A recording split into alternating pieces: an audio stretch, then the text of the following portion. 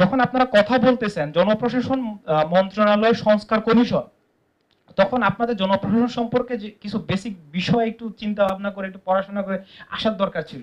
সেই জায়গা থেকে আপনারা মানে একটু ঘাটতি দেখা গেছে। কি ঘাটতি মনে হচ্ছে আপনার? মানে আমরা পড়াশোনা করে আসিনি মেহেদী ভাই, এই কথাটা আপনার বলা উচিত হলো না। আমার কথা শুনেন, কথা বলেন সাংবাদিকদের কাছে। আপনি বলতে পারেন না, এখানে কারা কাজ করেন আপনি জানেন না। আপনি কথা বলা তো মাত্র শুরু করেছিলাম, আপনার কয়টা কথা বলার সুযোগ দেওয়া হয়েছে? আপনার চেয়ারম্যান যে আমাকে থামিয়ে দিল। আপনি আগে তো বিতর্ক জড়াই গেছেন, আপনি কি জানেন? আপনার এই রাখেন, চুপ। আমার বাচ্চার আমার ছেলের বয়স তার করতে পারো। Let me finish my sentence please. Okay, হ্যাঁ, আপনারা শুনেন, আপনারা বলে শেষ করে দেন, ওনাকে ওনা শুনতে চান না। আপনারা বলে শেষ করে দেন।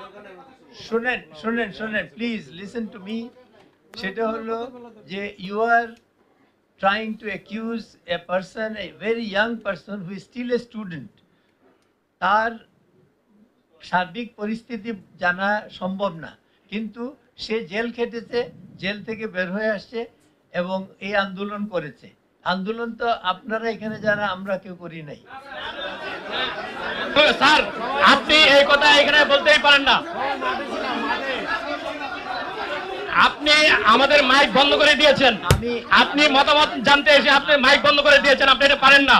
আপনি তাকে সাপোর্ট করতেছেন। আমাদের কথা কেন সাপোর্ট করবেন না? আমরা আন্দোলন করি নাই। শুনেন,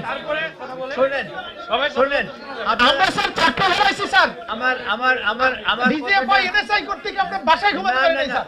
না, আমার কথাটা শুনেন প্লিজ।